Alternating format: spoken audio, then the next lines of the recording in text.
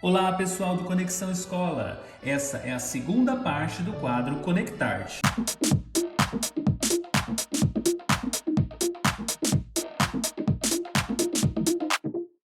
E vamos continuar a conversa que apresenta a carreira profissional da atriz Adriana Brito e, em paralelo, o percurso artístico da Companhia no Escuro, sua criação e seus espetáculos.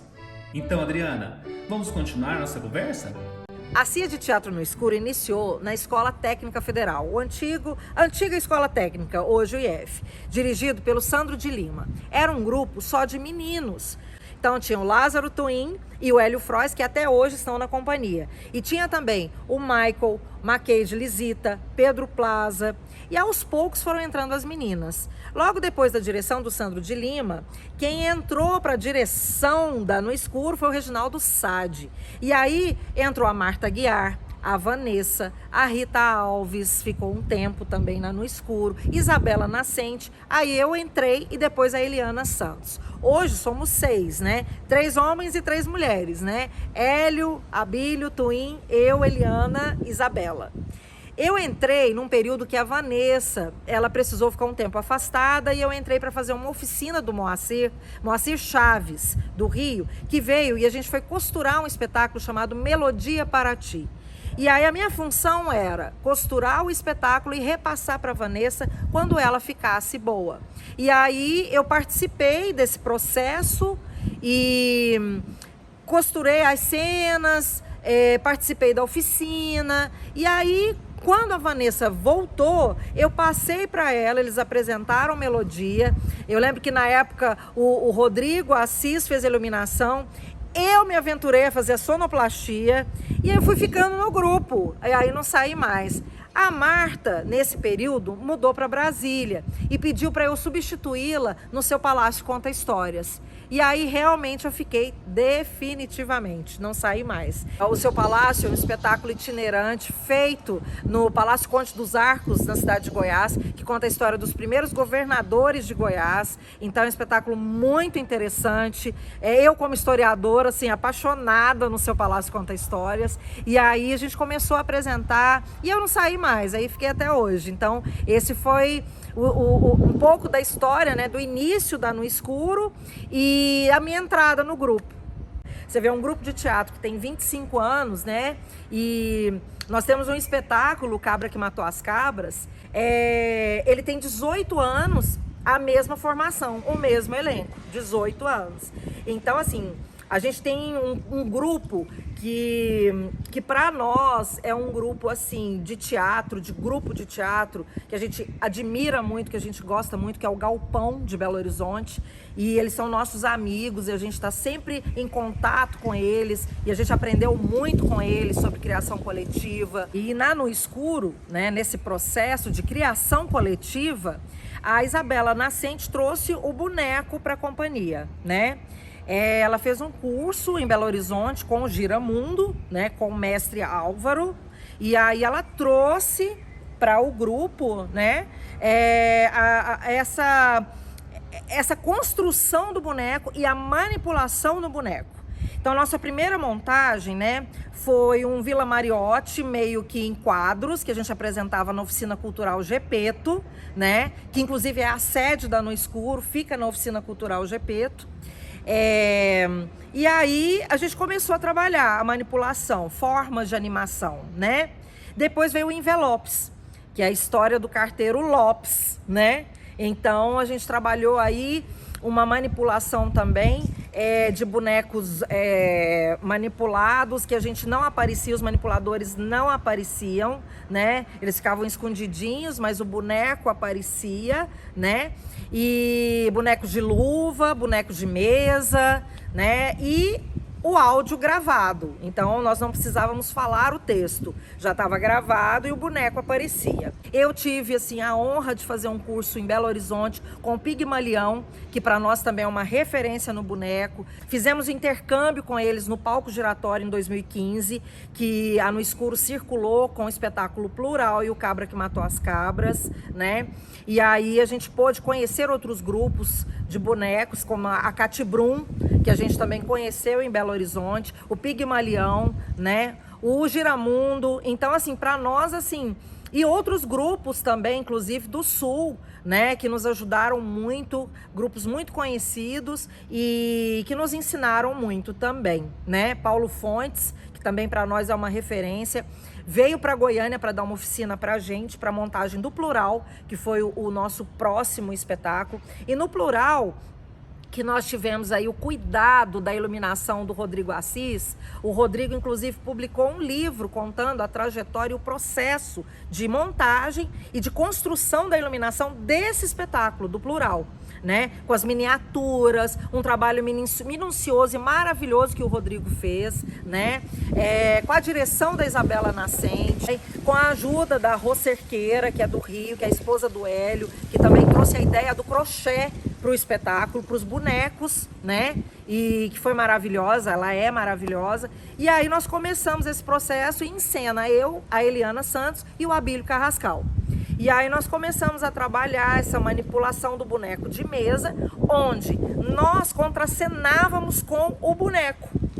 Então, dessa vez, nós aparecíamos e nós fazíamos parte daquela história, né? E a gente podia conversar com o boneco e o boneco com a gente. E como eu manipulo a Maria, né? Então, a Maria hoje, assim, ela é minha filha, né? Minha filha Maria. E então, a gente trabalha ali a manipulação, o contato físico, né? A experiência de conversar com o boneco, de triangular, do boneco olhar para a plateia, olhar para a gente, né? Essa forma gostosa também, uma história maravilhosa que conta a história das mulheres da zona rural que querem ir para a cidade grande aprender a estudar, aprender a ler, né?